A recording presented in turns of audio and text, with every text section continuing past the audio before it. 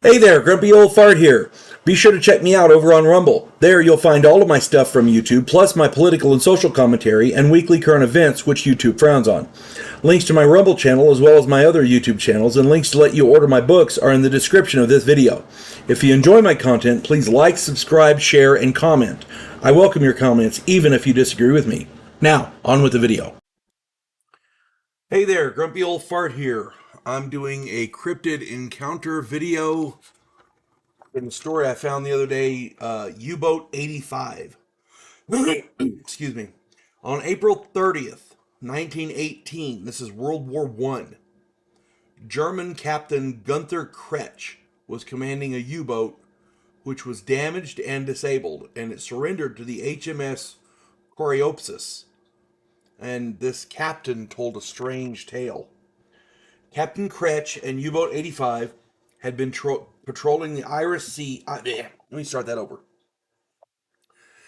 Captain Kretsch and U-Boat 85 had been patrolling the Irish Sea looking for targets of opportunity. They're trying to take out some shipping that were bringing vital supplies to Britain from the United States and Brazil. Excuse me. U-Boat 85 was not having any luck. They hadn't fired a single torpedo at anyone. It was around midnight under a full moon, and Kretsch was on the conning tower with some other members of his crew. They were using binoculars to search the waves, looking for, something to shoot at, essentially. They're You have to understand, in World War One, U-boats they were not very they weren't very advanced. They were very primitive. Uh, they had to surface to look for stuff. I mean, it was they didn't have sonar per se. If they did, it was very, very primitive. It's not like they could stay underwater and get right next to something, surface, and then shoot it. They had to find stuff to shoot. And when you're looking for targets of opportunity, you got to find the target. So that's what they were doing. And by the way, U-boats surface at night, so they can do this because if they surface during the day, they're sitting ducks.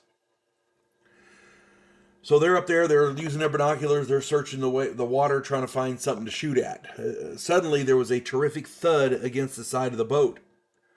And this is in the Irish Sea off the coast of England.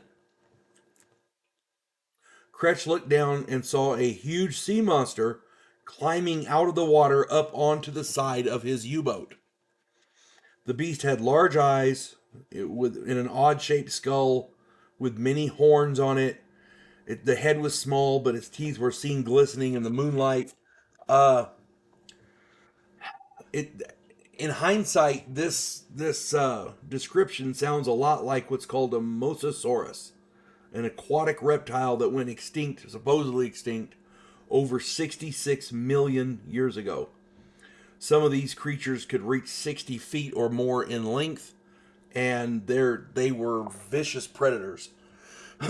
Now, there are people who say, well, if it's extinct, how do they see one? Well, everybody thought the coelacanth was extinct for 65 million years. Turns out the people off the coast of Africa were catching them and eating them.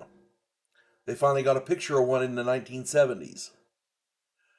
Well, maybe it's something new. That's a possibility too, because in the mid 1970s, I want to say it was 75, in Vietnam, where we had just fought a war, they discovered a new kind of antelope, and this antelope hides in the water and breathes through the top of its head. This we had just fought a war there, and nobody saw it. Nobody, nobody said, "Hey, look, that's weird." Turns out the locals knew all about it, but they didn't. They thought everybody else knew as well, so they didn't think to tell anybody. We now know that there are giant squids in the ocean. They got one on camera off the coast of Japan, as I recall. They discovered a new kind of oh, what is it? A new type of an orca, I think it was, off the coast of British Columbia. I mean, my point is, it is very, very possible for cryptids to exist. I'm not saying they do. I'm saying it's possible. This is a guy whose military boat was captured, a warship was captured by the enemy, and he told this tale as to why it got damaged. So maybe we should sit up and pay attention. That's all I'm saying. So Kretsch said that his men opened fire with their sidearms, but could not dislodge the animal from the boat. Apparently, it had a hold of the forward gun mount. The weight of the monster was forcing the 730-ton submarine below the waves with its hatch wide open. So Kretsch ordered his crew to keep firing, and eventually it did let go of the gun mount and it slid back into the ocean. Unfortunately, the boat had been damaged and could not submerge. As the sun came up, the U-boat, U-boat 85, was a sitting duck. The armed drifter HMS Coreopsis was patrolling the area and happened upon the damaged submarine. The crew gave up without a fight before the U-boat sank, and the area of the attack. Oh, let me back up a second. They gave up without a fight because their boat was sinking. They had no choice. Okay, if the Coreopsis hadn't showed up when it did, they would have sunk and been in the North Sea in the cold ocean without, they'd have had to paddle to shore or something. That's the only thing I can think of. They would have been captured anyway. They didn't have a choice. At that point, fighting was I guess, I suppose they could have fired a torpedo at the boat, but at the Coreopsis. But again, that would have been stupid. So there was no logical way for them to survive if they did that. So the area of this attack has long been famous for sea serpent sightings. Since the U-boat sank shortly after the men were taken off, there is no evidence to support or to deny the account of this captain.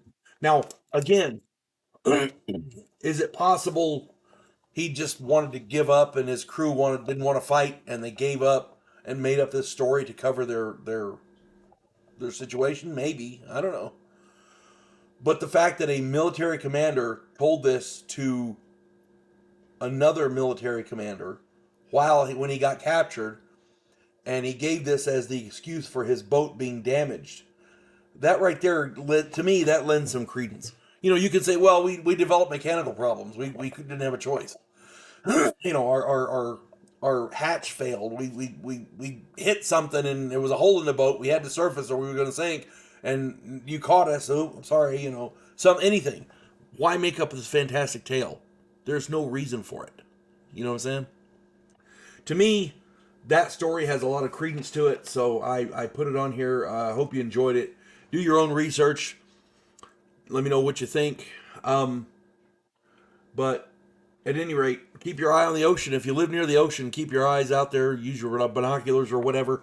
You never know what may surface. Hope this finds everybody well. You folks have a good one. God bless one and all. Vanguard One, Devo Polan, a scientific representative from a pacifist race called the Gandhiri, has come to Earth to learn the one thing that humans do better than anyone else in the galaxy: to fight. In the sequel, Task Force Terminus, Earth is at war with an alien race called the Amdola. Devo Polan's new commission in the Terran fleet exposes him to bigotry and treachery, and he comes to realize that sometimes political and military maneuvering are one and the same. Be sure to like, share, subscribe, and comment.